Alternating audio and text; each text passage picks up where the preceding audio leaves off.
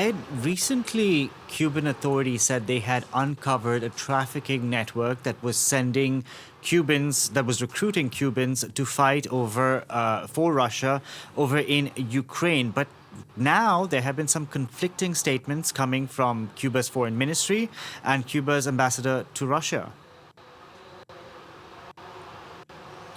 Yes, that's right. On Thursday, the Cuban ambassador to Moscow said that while Cuba condemns any people trafficking and mercenaries, that the country doesn't have a problem if Cubans living in Russia decide themselves to sign a contract to fight for Russia on Russia's side in the Russian-Ukraine conflict.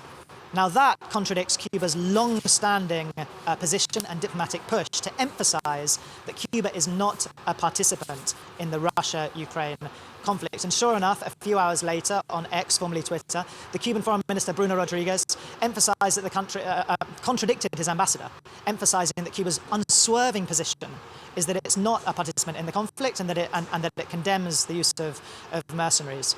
And so I think here in Havana, the ambassador's comments will not have gone down well because, frankly, they play into the hands of those that would want to make any future normalization with the United States more difficult. Why?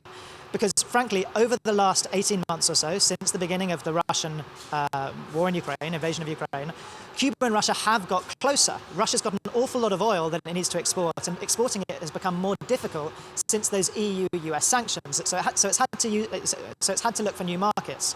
Cuba's been only too eager to guzzle it up to try and keep the lights on here. But that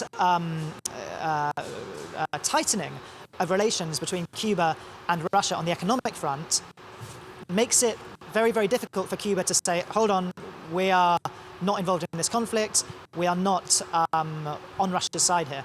And so the Cuban Foreign Ministry has been trying to walk a very fine line here, and I think that the ambassadors, that the Cuban ambassador to Moscow's comments yesterday will not have been seen as constructive comments here in Havana.